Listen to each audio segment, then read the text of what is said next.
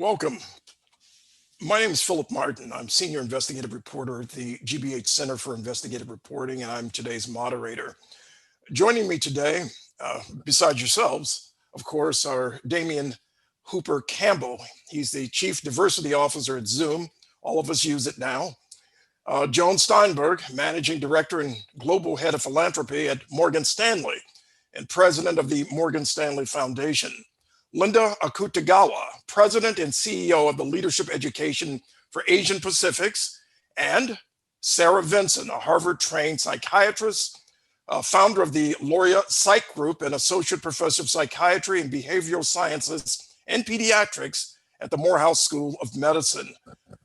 Extraordinary panel we have here today. Damian, Joan, and Linda are all members of the Steve Fund's Crisis Response Task Force formed to address the particular impacts and vulnerabilities of the pandemic and other factors on the mental health and emotional well-being of young people of color.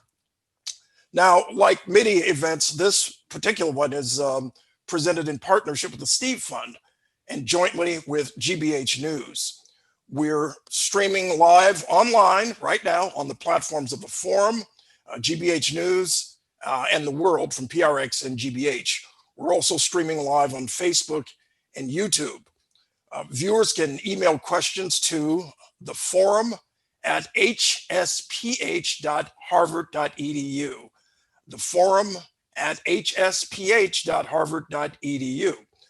I don't think it's any mystery that the COVID-19 pandemic is having a disproportionate impact on people of color, with significant mental health consequences. We're seeing it all over the place. Young people of color face specific vulnerabilities that we're going to discuss during this important conversation. Now, if you adjust for age, the mortality rates for Blacks, Latinos, and Indigenous people are 3 times higher than those for whites. I'm going to repeat that because that's so important. Mortality rates for Blacks, Latinos, and Indigenous people are 3 times higher than those for whites. And because states aren't consistent in the way they report data on Indigenous people and Pacific Islanders, often lumping them together with other groups, the actual rates could be even higher for these populations. Now, people of color are also being hit especially hard by the economic impact of the pandemic. You can see it from Detroit to Dallas, to Baltimore to Boston. And when the shutdown began, unemployment shot up for everyone. But for some groups like Black workers, it's hit especially hard, as we've seen. As of August, the unemployment rate for Black youth stood at about 25%, more than twice what it was at the same time last year. The pandemic is also taking a serious toll on the mental health of people of color.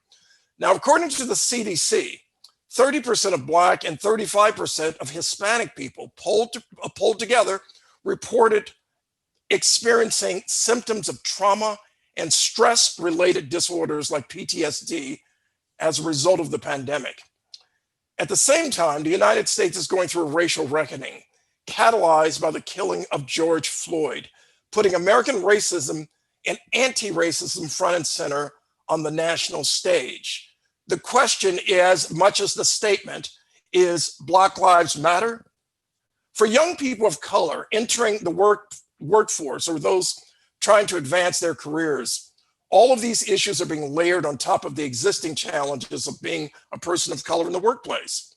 So today, we're going to look at what employers can do to support young people of color during the pandemic and beyond. Let's start with a clip, which is courtesy of the Steve Fund. The experience of, trying to attain some kind of success in this country, in this cultural environment, has shown me so much about what power and privilege looks like here. And the idea that you're supposed to hustle, you're supposed to fight for yourself to the top, and that there's a particular way you're supposed to do it. One way you're supposed to look like, one you're supposed to act like, how you're supposed to think like, even the goals you're going for. Like, those things are all hidden and unspoken. And I didn't come from that world. I didn't know what any of the rules were. I felt like I banged myself up on the way of learning what it takes.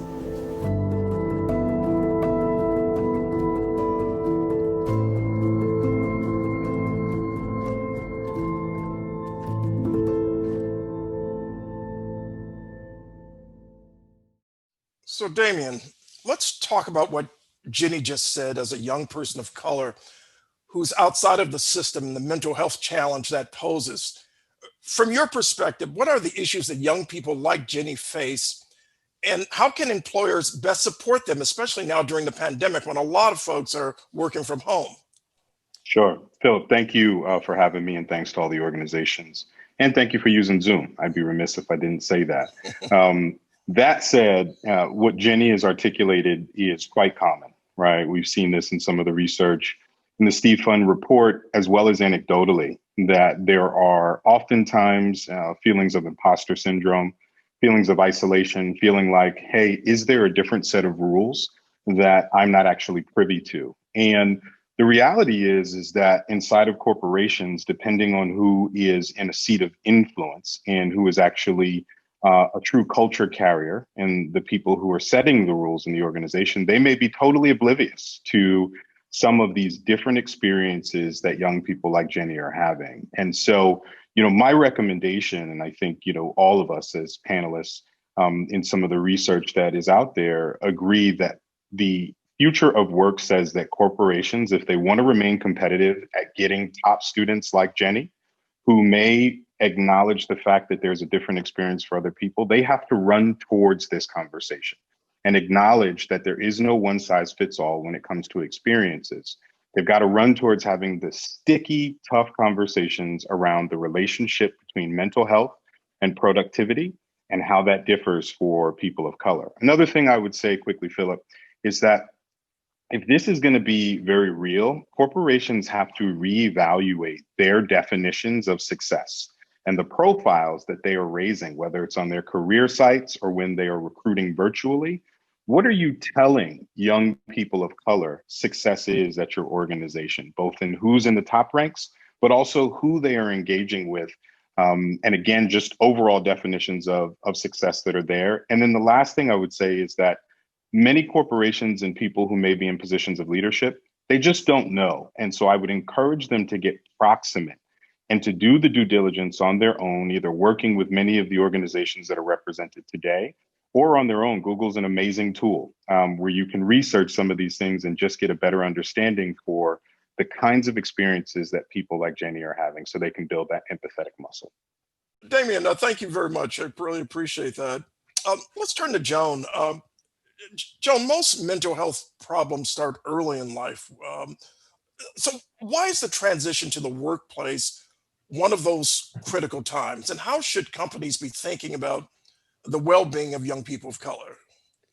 I'm really glad you asked this because we're talking a little bit about how the pandemic has really laid bare some of these things, but some of them have been truths forever. And one of them is that most mental health problems start pretty young in people's lives, about half by early teen years and about half by mid-20s. And I think it's important, and I'm sure Dr. Vinson will back me up on this, that the young person's development, they're not quite done.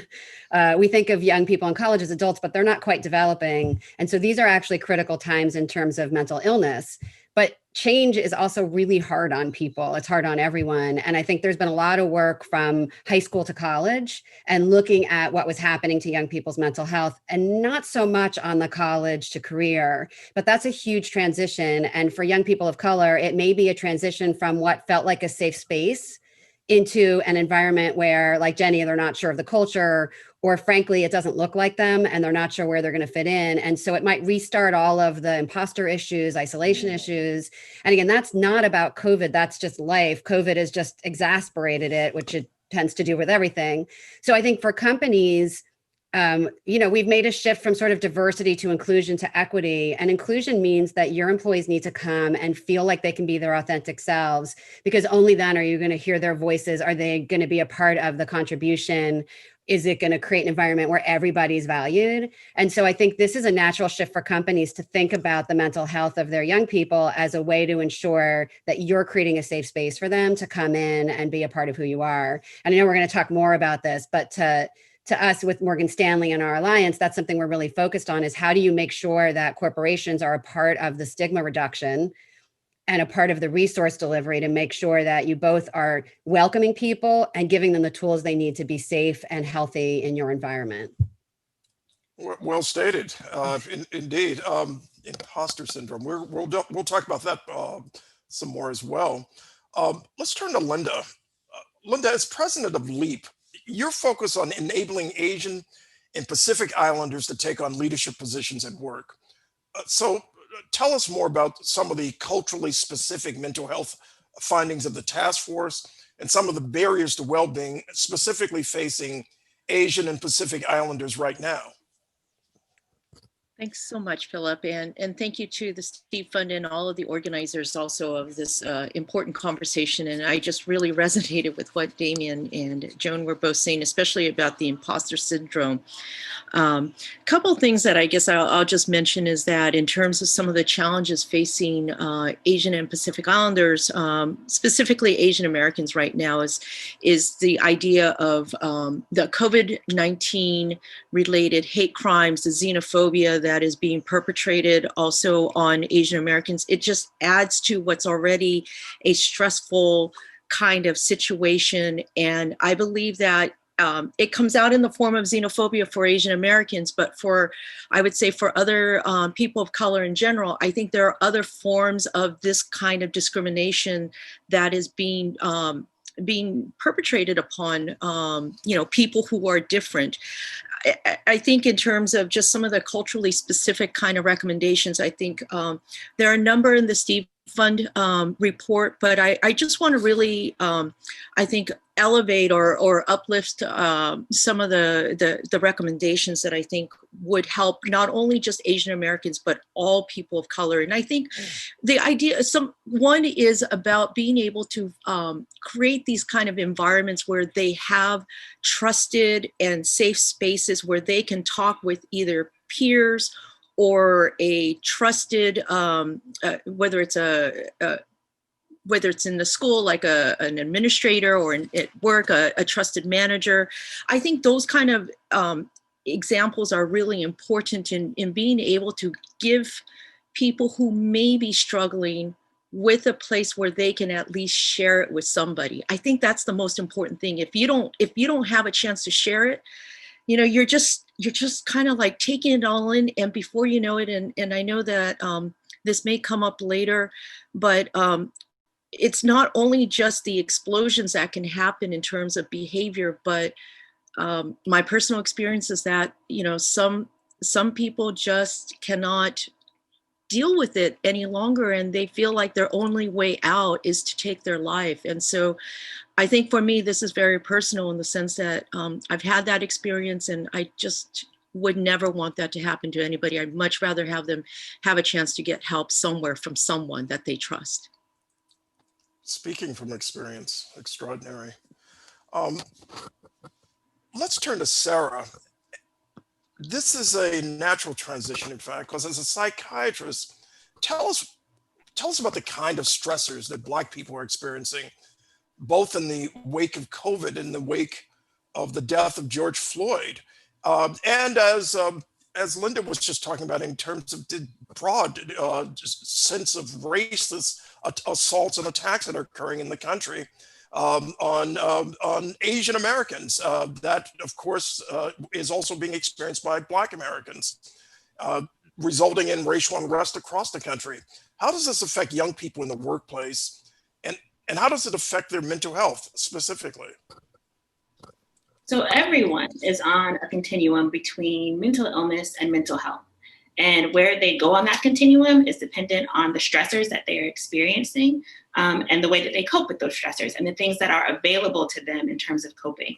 And people can cope in ways that are adaptive, so in ways that in the long term work out for you, and in ways that are maladaptive. And what we've seen in 2020 is that stressors for people of color have gone up, whether it is disparate impact of COVID or unemployment or financial insecurity, or even just knowing people in your family, in your community who are dealing with these things. Well, at the same time, people's coping mechanisms have been taken away. So things like travel, vacation, getting your massages, like all of these things that people normally incorporate into their lives have been taken away at a time when they really need them most.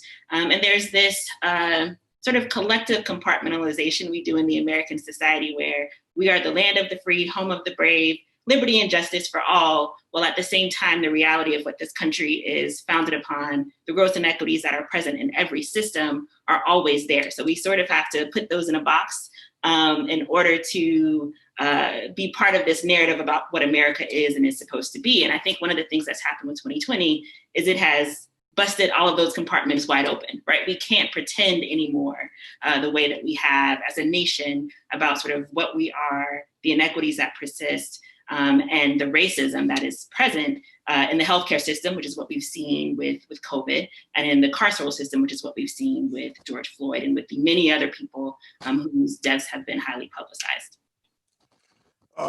This is an extraordinary summary. Let's turn now to let's think about these insights and what we've just heard, and just sort of take it in for a second, because I think what we want to do now is have a chance to take a deeper look at these issues and some of the changes that can help workplaces support the mental health and the careers of people of color. Now, before we do that, we have another clip. This is a clip of a young woman of color. Her name is Joanne, who is not only working, but also taking classes and has a disability. Let's hear what she says about the type of supports that are helpful. This clip is courtesy of the Steve Fund. I'm first generation and I have a disability. Nobody understands what it is to wake up at 6 in the morning, go to work until 9, go to class, and then go back to work. The students I sit next to don't understand that. Administrators need to understand that not all of us come from the same walk of life, and they need to see how they can meet us halfway. Every program I've been in, all the leadership has been super supportive, thank God.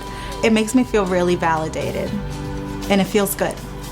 It feels good to have people supportive of my voice and of my condition.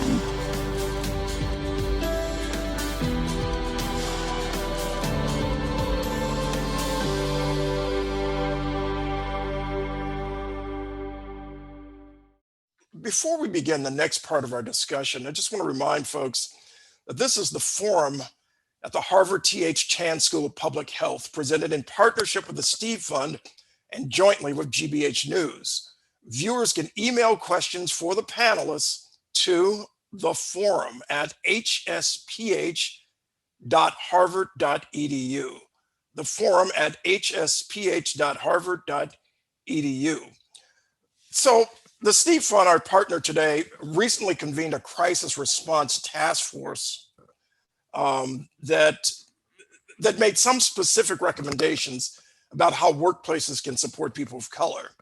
One of these recommendations has to do with supporting internships that will help bridge the transition from college to career. Joanne, the woman we just saw in the clip, is juggling both worlds. But obviously, most internships are going to have to look different than they look right now.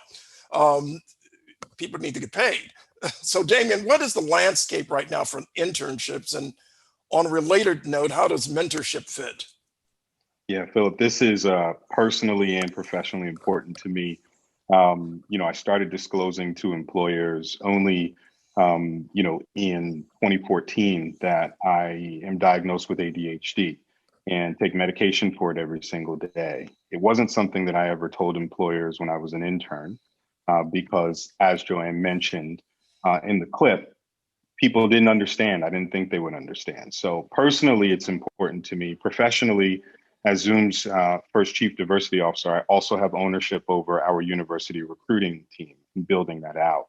And so everything that Joanne mentioned is spot on. When you look at some of the research out there that is also in the Steve Fund report, it's very clear that students of color in particular have a much harder time securing paid internships than do their majority peers in terms of race and ethnicity. And in fact, in a recent review of over 42,000 internship opportunities, paid internship opportunities at the top 200 companies, 6% went to African Americans and 4% went to Latino students. And so the landscape's a little dire, right? And this does get down to access.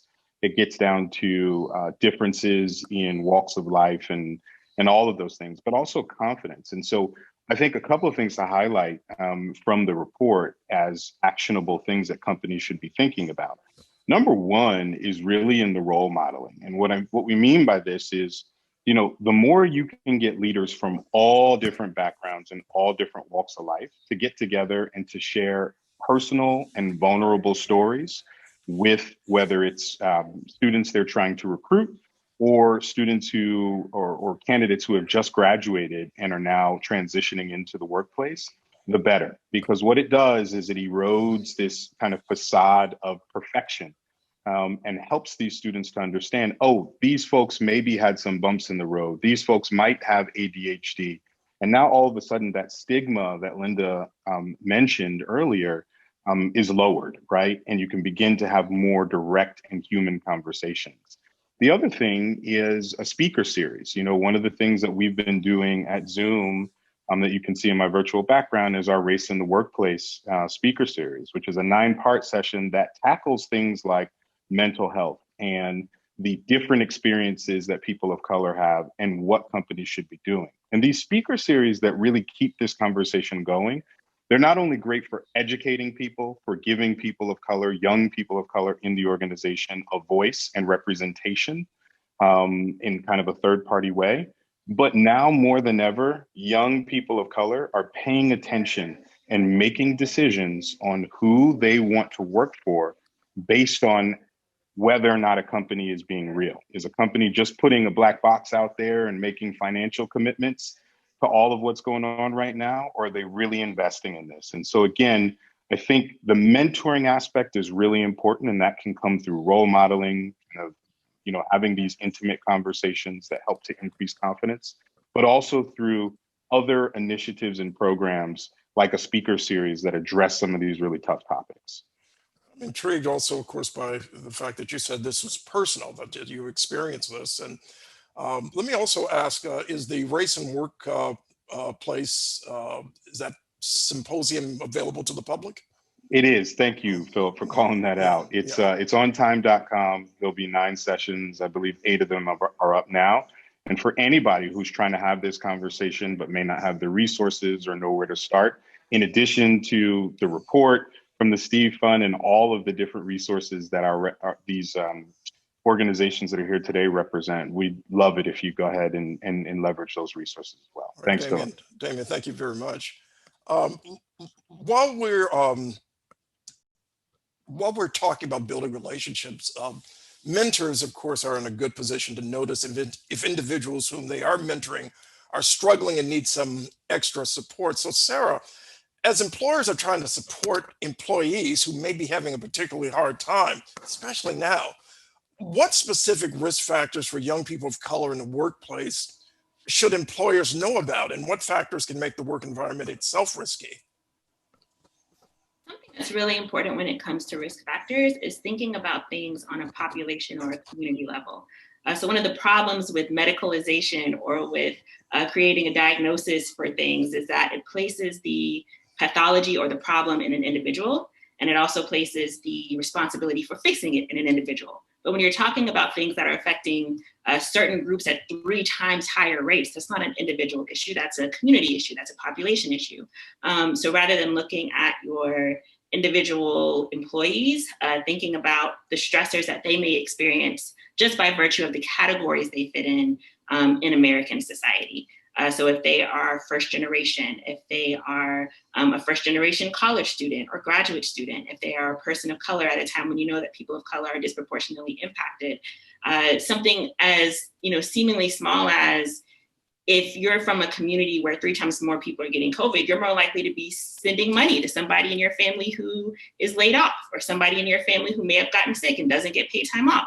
That's something that I ended up doing that my white coworkers may not be doing, right? And so just understanding that it's not about, does this person look like this individual is having trouble coping and they may be a little anxious, but understanding that they are facing extraordinary stressors, and being sure to try to have their support match their stressors, and not framing it as a short failing of that person or a pathology of that individual. Well, following up on that, Sarah, we've heard a bit about the importance of the need for leaders to look at things through both a trauma-informed lens and an intersectional lens. Tell us more about what that means and how leaders can put it into practice. So with intersectionality, we're really encouraging people to step away from this sort of cookbook cultural competency approach, which is, we have our stuff for women and we have our stuff for Black people and we have our stuff for Asian people and we have our day, right? That this is something that becomes part of how the company operates, and you understand that Lean In resonated with a lot of white women. There are a lot of Black women it didn't resonate with in the same way, right? And so thinking about the fact that it's not just one box, but that each person brings these different categories and that there's interplay between them. And so treating each employee as an N of one, and finding ways to get to know them, and then support them in a way that makes sense for them from an intersectionality standpoint. And then when it comes to being trauma informed, just being mindful of the traumas that people may bring into the workplace. So trauma at a very basic level is something that undermines people's sense of safety and security in the world. And there's a way that, yes, watching George Floyd, watching his death resonated with the American public, but it resonated with people who saw George Floyd and saw their uncle, their father, their son, their brother in an entirely different way. And understanding that, even things like missing work after something like that happens, there are studies that show Black people are more likely to have days off of work because it is so stressful. So thinking about not just the things that are relevant in your community, which may be gated and majority white and have a lot of college educated folks, but that are relevant and pertinent in the communities that your employees are coming from. You raised something which also makes me think also about the privileges that come with where we work and how we work. Some folks are right now flipping hamburgers and serving as security guards and exposed to COVID in ways that many others aren't. It's a question for Damien, because I'm thinking about the whole notion of the remote workplace. As leaders are trying to recognize aspects of their workplace and the culture that needs to change, many are also doing so in this radically different remote environment. Damien, what are some of the opportunities that remote work presents? And what are some things that employers need to watch out for when they're not in the same room, for example? Yeah, this is a wonderful question, Philip. And I wish we had more time to run through all the opportunities that are there. But I want to caveat this by saying, as Dr. Vinson mentioned, there are different experiences that people are having where sometimes they don't have the ability to work remote. But for those people who do, who are in environments where they can work remote, there are lots of opportunities. Let me give you a couple of concrete examples. Prior to kind of everyone working remote, if you had folks who were in the office, majority of them were live in the office, and then there were a couple of people who were already working remote, maybe because they were taking care of an elderly, parent or had something else to do. The people who are sitting in that room, when you jump on to that video conference, they're chit-chatting, they're having a good time, they are building relationships, and you see that.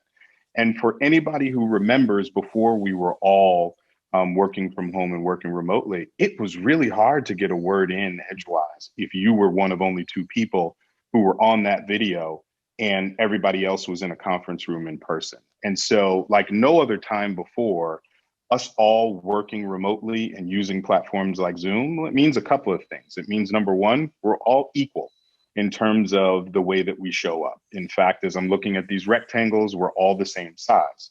It also means that there are multiple ways for us to engage in a conversation. For folks like myself, who typically are more extroverted, I usually have no problem speaking up.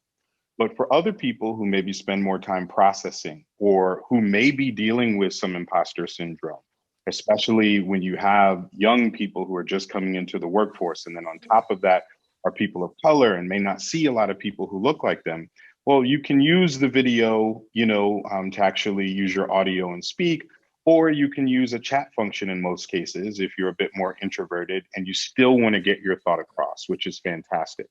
On top of that, Philip, as we think about, different features around accessibility, we've all talked about being a young person who's transitioning in the middle of COVID, a young person who is also of color.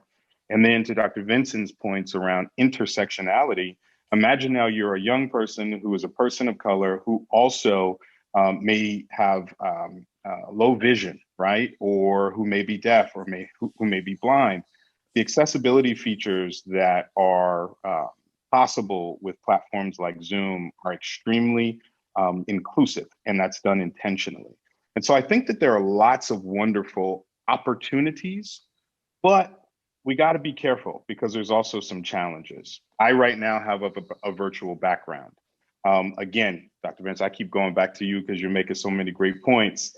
But you talked a bit about differences in socioeconomic experiences. For some people who may be working from home and don't have a background, right, that they're proud of in terms of their home. For some people who may have a spouse or young children in the background and don't want to show that, we have to be careful to give people creative expression to actually use a background when they'd like to, and sometimes not. The other thing, and the last thing I'll say is a watch out, is at some point, my fingers are crossed on this and my prayers are up, Philip, but at some point, we're going to go back to the workplace. And it's my guess that we won't all go back, that there'll be a hybrid situation. Now, we all may be giving each other equal treatment with these equal rectangles and different ways to engage and talk through chat and audio. But when we go back, if we don't keep that muscle memory of inclusion that platforms like Zoom have offered and working from home offered, then guess what? We're going to go right back to where we were before, where young people of color in particular, who may be working remotely, will not be able to build the relationships, or will have a harder time building relationships because they're not in person, where some of their peers may be in the office and may be in person. And so the watch out here, Philip, is enjoy all of the aspects of inclusive collaboration that working from home currently provides, but be really intentional and proactive about acknowledging the disparities that will be created when we go to a hybrid workplace. Really intriguing frame of assumption. I appreciate that, Damien. But I also think when there's inclusion, yes, in the context of these squares, but I also think about isolation. And I want to talk to Joan and Linda about this. The isolation that occurs when you're working from home. I mean, there's a certain freedom, obviously, but there's also an extraordinary isolation that occurs outside of the corporate environment and or a nonprofit environment or a school environment. And the young people probably more than others are experiencing. And Linda, Joan, if you would weigh in on that, I would certainly appreciate it. Well, I'll try to get started here. I mean, I think when we look at the mental health of young people, isolation is going to be a stressor. And I think that we've all seen that the sort of lockdowns that have been caused by COVID and the separation from peers and the inability to connect with people is really hard. To bring it back to the workplace and to some of the internship experiences that Damon was talking about, if you were lucky enough to have been able to keep your internship, and that's a big piece of discussion we should have, you may not have been given the opportunities to make the kinds of connections that you would have otherwise. And I think for young people of color, this is particularly trying because they may already be minority in that space. They weren't the biggest part of that workforce. They may not know the other kids that were in their internship program, and now they're stuck on a screen, and that may have been their only connection. And I think trying to absorb the culture of an environment you're walking into through is this a 3x2 box? That's a really difficult space to do it in. And I just wanted to jump on something that Dr. Vincent said, and as a white person on this panel, to emphasize that I think one of the learning things for corporations as we're trying to address this is that for so many of us, the racial trauma has not been our experience. And I think intellectually we can understand that, but we need to be honest that we don't get it. Like, it's not something that we innately understand. We may have had our own otherness experiences, religious, sexual orientation, but we need to be really thoughtful and careful that we absorb that. And I don't think it's young people's place to tell us that so that we understand it. I think that is on us to do our own work on and to make sure that our environments are safe as people are coming into it. So I'm sorry, I veered a little away from the question. No, I'm really happy you addressed that because it's something I wanted to get raised with both Sarah and to Linda. Because I'm thinking about this. When you think about polling at the very beginning of the summer, just think about it. There's heightened awareness of the role of race on the streets, and then, of course, by inference on the workplace. But as we've moved along, fewer and fewer people, based on polling, seem to accept that this is an extraordinary form of trauma. And we're back for many people to the whole notion of it's all about individual responsibility as opposed to something systemic. So I'm just wondering, and for young people where they felt perhaps they had an anchor at the very beginning of the summer, someone understands. Now they may be feeling, wow, we're back where we started. And how do you deal with that? A young person's mental health is challenged to an extraordinary degree by that. And I'm just wondering, Linda, if you would start, and then Sarah, if you would pick up on that. Thanks so much. So one, I will say that I think it, the whole saying about it takes a village, I do believe in that. I think it requires all of us to be both mindful and vigilant about ensuring and reassuring young people, but anybody we're working with or that we may be interacting with, that this is not something that just goes away easily. I also want to make a couple other connections, if I can, to this idea of trauma.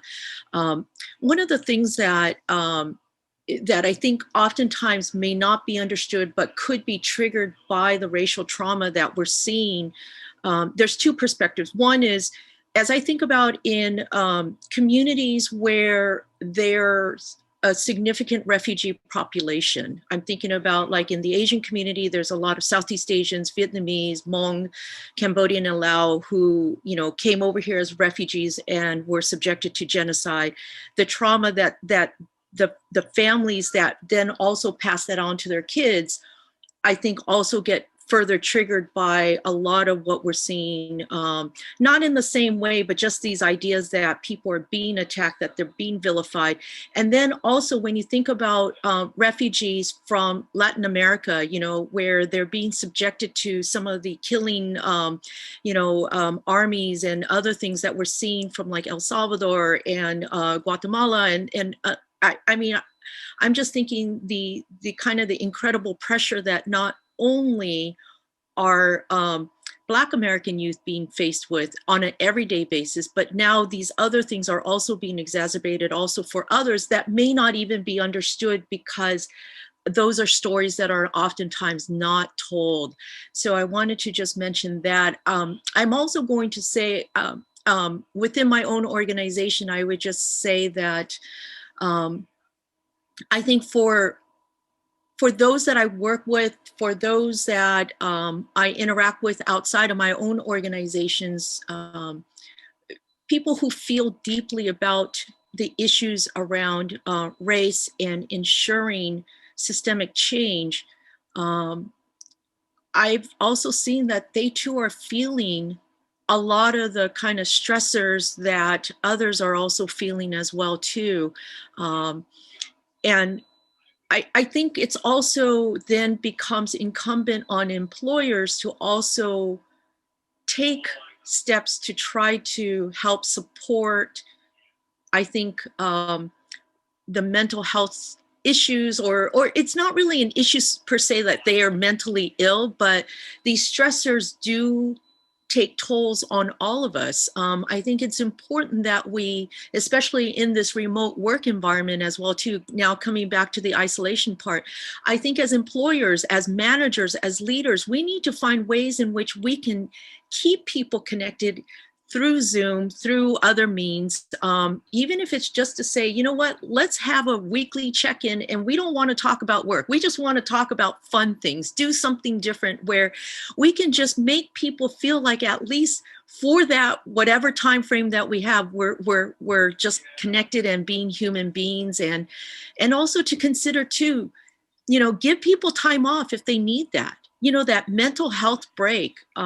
That's what I've done at my organization, because I've realized that, you know what, we can't all just expect that people are just going to be working as if business as usual is just, you know, what it is for all of us. So. Linda, if Phil, if it's okay, if I can Please, jump on that. please, go on. Yeah, I mean, I think there's a couple of things I'd like to add. So number one is that the business community has a huge capability that's not currently being used to reduce stigma around mental health issues. It's a powerful voice to be able to say, we all got this, like everyone is dealing with this, and to make mindfulness and other things you can do to reduce stress like a normal part of the offerings. And they have a financial opportunity to actually invest, not only for their own employees, but actually in the community, because the number of people who are struggling with issues and have no access to care is just too high. And so I raise that just to say that there's great opportunity here to make a difference. And then I would only note that I think really large corporations are already implementing some of these things because they have the staff and they have the financing. But I think for smaller companies, and we had talked about this as a panel, but when you look at the number of people employed by small businesses, they don't have those resources. So a philanthropic investment into communities to ensure that those resources are available writ large, I think that's really critical for us to do as a sector to make sure that the rest of our sector is getting held up. I hope that makes sense. Well, you actually answered one of the questions I was going to ask you, so that's great. And also a question that came in from one of the viewers, and we're going to turn to that. I think there's a necessity for some elaboration, so we'll turn back to that in a few minutes. Sarah, you were going to say, however, I think in trying to connect the dots that have just been thrown out here. Yeah, so, and we've brought up imposter syndrome a few times, and I just wanted to quickly say what that is.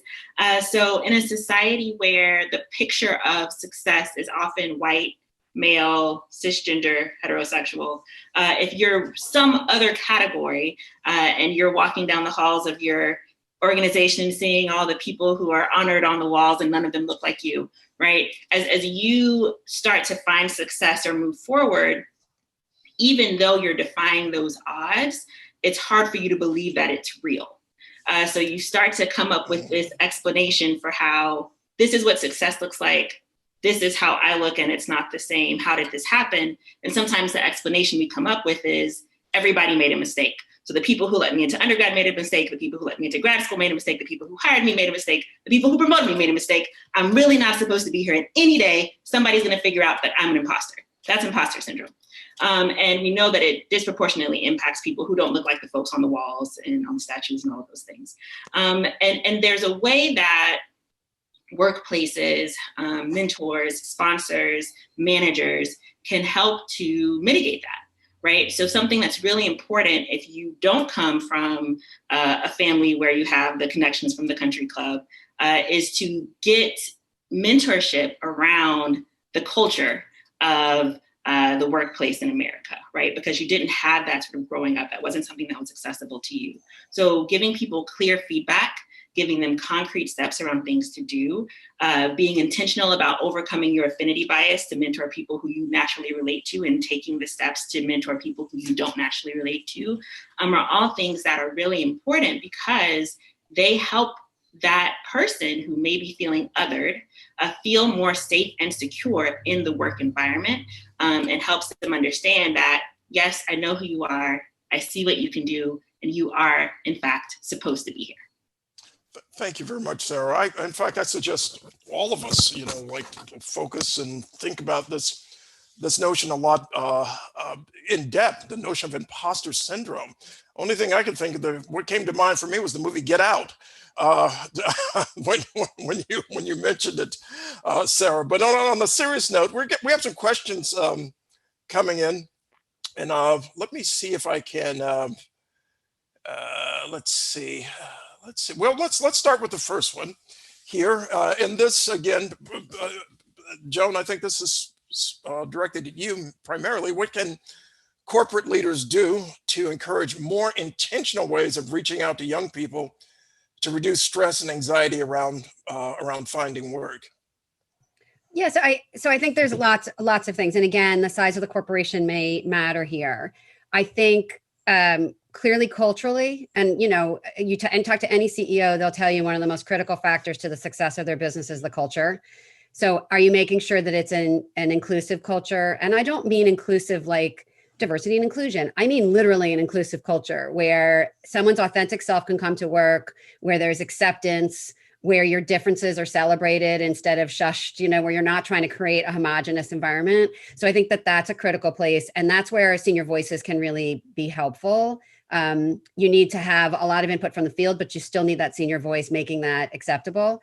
I think the resources you provide for employees, particularly around mental health, do you have world-class mental health care for your employees? One of the things the Steve Fund Task Force identified was having culturally relevant providers. Do the people who are helping you look like you? Do you feel connected to them? Does this all work for you? The reduction of stigma in the environment where, I kind of talk about this as it's a no big deal, big deal thing. The no big deal is mental health affects everyone. It is not, it should not be shameful if you're feeling overwhelmed or stressed or having difficulty, but it's a big deal because particularly in kids, about 2/3 of kids who are exhibiting symptoms won't get care. So it's a huge deal that people need to pay attention to and ensure that there's resources available. These are all things that people can actually deliver in the private sector. And then the daily things, it used to be, 10 years ago, as a woman in the workplace, I would always get the work-life balance question. And hysterically, while we're on this call, my son is marching into my bedroom. So if you saw me talking, I'm trying to shut him up. But now the conversation isn't how are you balancing work and parenthood? Now I'm getting questions all the time, how do you calm yourself down? What is freaking you out? How are you dealing with that? And I'm talking about mindfulness and yoga and running and things that no one asked a few years ago. I think that's great. How do we get that? How do we amp that up and make it even more? And then how does the corporation give you the time to do that, right? How do you take that hour in the middle of the day to take your yoga class and not have somebody feel why weren't you at the desk? Why weren't you answering my call? So I think there's a lot that corporations can do. And as I mentioned before, I think it's really critical that big corporations like Morgan Stanley get out there publicly around this stigma and resources issue. This is not anything that someone should ever delay getting help for if they have the means. And then the means are critical. How do we invest in our communities to make sure that people in the have-not category can access the same kind of care that someone at our firm can, right? Those are critical to us. And I think, the more companies on the large end who can deliver on that, the easier it'll be on those small businesses to be able to also care for their employees. Well, it's clearly destigmatizing mental health issues it's such an important topic.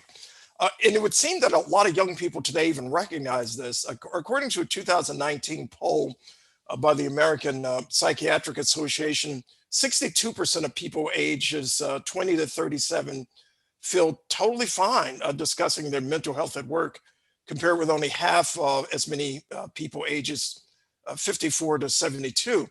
But Sarah, I'm wondering if that's also true for people of color, kids of color, that same recognition. I do think we are seeing improved recognition in communities of color as well. But there is the fear of double stigma that can come with that. And there's also the increased structural barriers that those young people face. So with double stigma, if you're in a society that's already racist, you have one mark against you when you walk into the workplace. And so the idea of having this mark and also the stigma of having a mental illness can seem like too much. And so people really want to avoid that because they already have one thing that has the potential to other them. But sometimes in the discussion, there's a lot of focus on stigma and people of color not wanting to get help.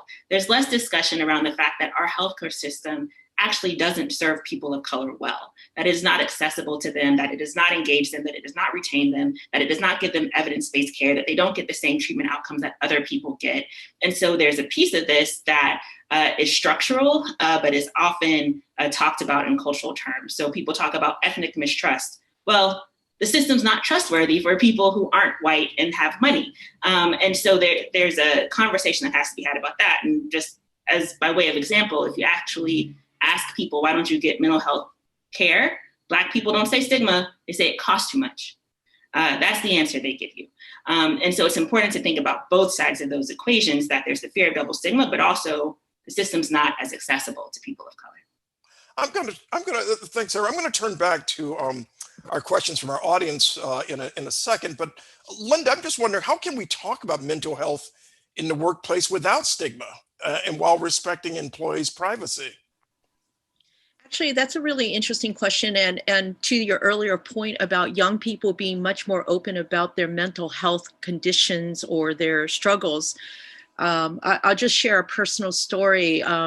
So my organization, we do an annual summer internship program. And I will say that I'm one of those that always just assume most people just don't want to talk about it, especially in the Asian American and Pacific Islander communities. And this was about maybe 3 years ago. One of my staff said, the conversations are changing amongst the interns. They're being much, much more open about their mental health struggles. And one of the concerns is about how do we address, or how do we at least be prepared that if we need to provide some type of support, whether it's a referral or just even recognizing when something might happen, how do we as a staff be better prepared? And that's something that we've continued to discuss and to try to address. But in each year that's followed, what we're finding is that students are much, much more open about it. And I think, one of the ways to just, I think, destigmatize it is just treat it like as normal of a conversation and just say, how can I help? How can I support? Just like if somebody had said, I have cancer or I have this other condition, I think we just need to be able to just try to make it as, I don't want to minimize it by saying make it matter of fact, but I think if we try to say, oh my God, you're mentally ill, then that just makes it even worse, right? So let's just treat it like any other illness that I think anybody would face, and just say, how can I be of support? How can I help? What do you need? And I think that's a starting place for me, I think, in terms of what I would suggest to anybody. If I can also just say one more thing about what was said earlier about businesses having these resources. One of the things that I also want to note is that, what COVID has done for a lot of small businesses is put a lot of economic pressure on small businesses. So being able to take time off to get that yoga class, or, let me just do my breathing exercises, or whatever it is that one may do to really try to achieve mindfulness, may not always be a luxury, especially, and I'm going to just say this affects everybody at every level of the organization.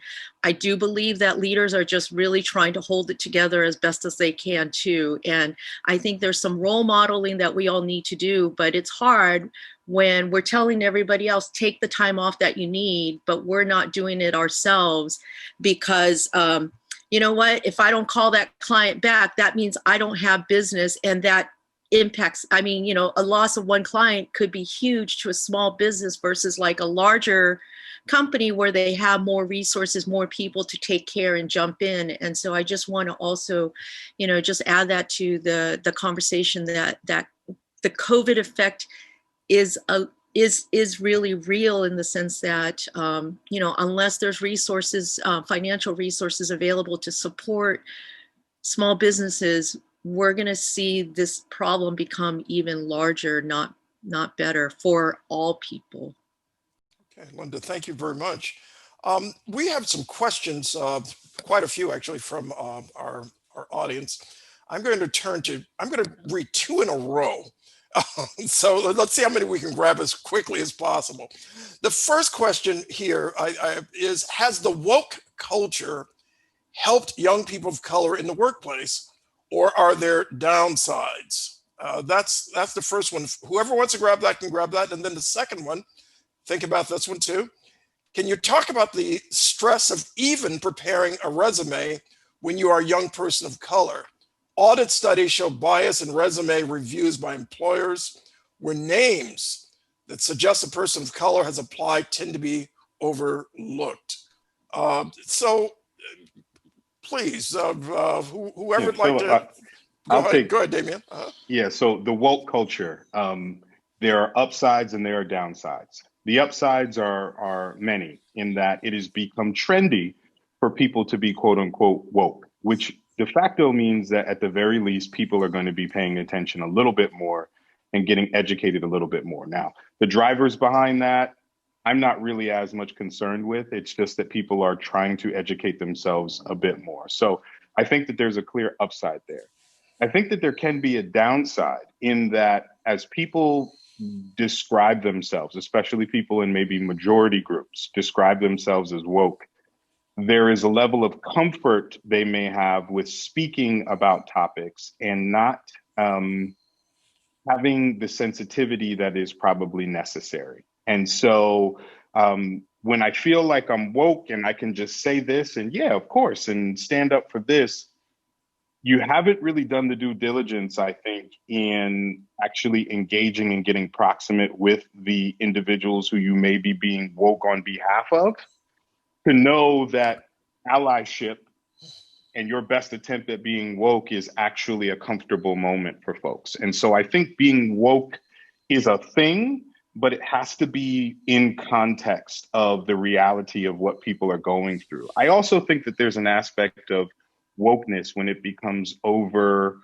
trendy per se, and it's not done in an authentic way, where there's some blowback to that, right? So you are seeing across workplaces, as people become more woke, others are becoming, I think, a bit more convicted in the opposite side of that, and in saying, well, I don't want to hear about that. I don't want to talk about race in the workplace, or I stand firm in my beliefs about X, Y, and Z.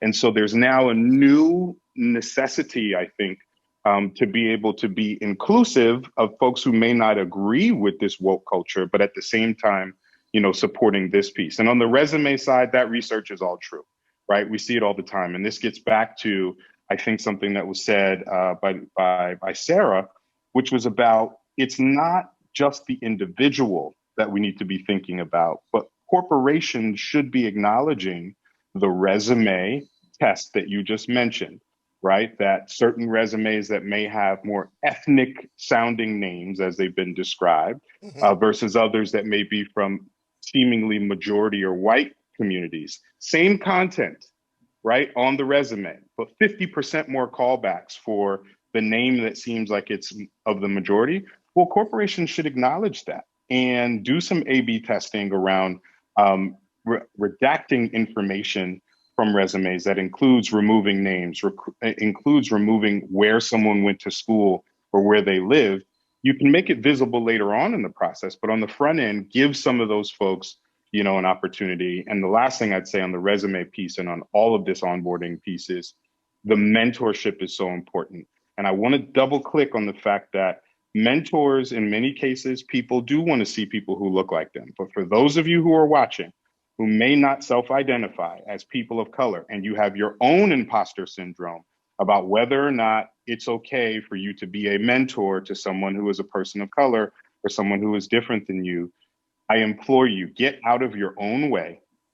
These young people need you. You don't need to identify on race or ethnicity. Identify on the fact that you both like watching a certain television show, or you both were horrible at sports, or you both were nerds in certain subjects. Identify and connect with people as human beings, and I guarantee you, you won't have to worry as much about the imposter syndrome that you may have, but these young people need you. Okay, our time, of course, is running out fast. I'm wondering if someone, thank you, Damien, I appreciate it. I'm wondering if someone can answer this question very quickly. It's one you're going to hear quite a bit, but I think it's an important question. How can students already saddled with debt take on unpaid intern positions? Someone asks, and those of you who have that experience, what's your response to that? Can I take that one? I'd like Please. to just offer a different kind of idea because thank you. So one of the things that I think about, when people look at me, they just assume, okay, I'm an Asian American woman. I probably have multiple degrees. My parents probably have multiple degrees. And most likely I may be an immigrant, possibly not. I'll just say that I was the first in my family to get a bachelor's degree. And I went to a school that is considered a commuter school, because students like me, I went to class, I went to work, I went back to class, went back to work.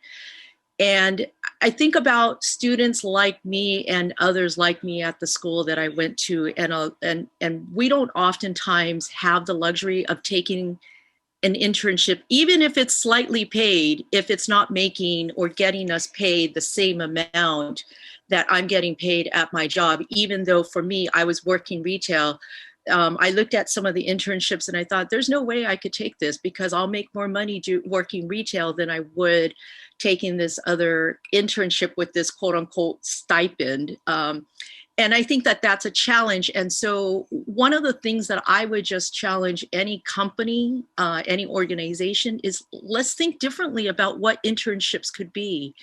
And the past couple years, my organization has tried out something that we call a classroom edition internship. So we give a similar internship experience where they're getting some work experience working on projects as they would in a kind of a classroom way, but also having access to mentors and other people and getting development as well too. And I think there are different ways that all of us can think creatively about how do we give those experiences where then students can put an internship on their resume. Because to the resume question earlier, when you look at certain students, if all their listing is retail jobs and no internships, you know who's going to get the job? The kid with the internship, because people don't value kids with retail jobs because they had to work, because they had to do that to be able to support themselves and their families. And frankly, I would rather have the kid with the retail jobs because I know that they know how to work.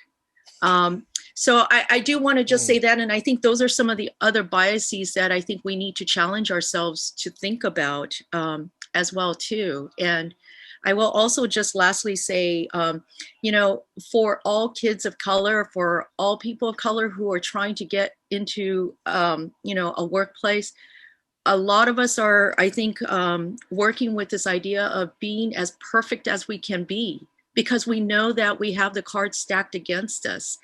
And so when I look at kids of color, I'm thinking, I'm sure that they're working with this kind of idea of perfectionism that underpins this imposter syndrome. And they're trying their hardest to try to be perfect. And that adds mental stress and greater, of a mental burden on all of them, because what if they don't live up to being as perfect as they can be because they have to work 2 times, 3 times harder than someone else. Linda, thank you very much. And let me say to our audience today, I want to thank you for tuning in. But before we go, I'd like to ask our panelists to leave our viewers with one key takeaway from today's discussion in any order that you'd like. Please, just one key takeaway. I'll go first. Please. For companies, be a safe space and create a safe space for others. Excellent. Sarah? So for the young people of color who are watching, just be reminded that the world needs you well, and there are things that are in your control, which can be hard to remember when so much is going the other direction. So sleep sounds simple, but it's huge. get some movement in. I won't say exercise, but movement, and find your community. Very good. Damien. For all of the leaders who are out there, there's no way for you to be a good teacher to young people of color unless you yourself have gotten educated. So educate yourself not only on their experiences, but also use your company's resources so that then you can talk from first person experience about how valuable they are, and you can help to lower the stigma for so many in your organization who need you. Excellent. Linda. I'll just say for the young people, don't try to keep it all in. Share it, ask for help. Even if you're not sure it's something that you might need help on, just share it. For the companies and for the leaders out there, reach out, and I'm just going to use the word belonging, help everybody feel like they belong. I have to tell you, this has been a fantastic discussion. I want to thank you, Linda. I want to thank you, Joan, Damien, and Sarah. And of course, everyone who's been working in the background. That includes Lisa and Stevie and Patrick, GBH captioning, everyone, Christina, everyone. Thank you very much. This concludes this event, but not this important discussion, folks. Join us again next week when we will explore innovating on campus, supporting mental health of students of color during COVID-19 and beyond. That's on October 27th at noon. And also don't forget to visit forum hsph.org for more information. My name is Philip Martin. Thank you very much.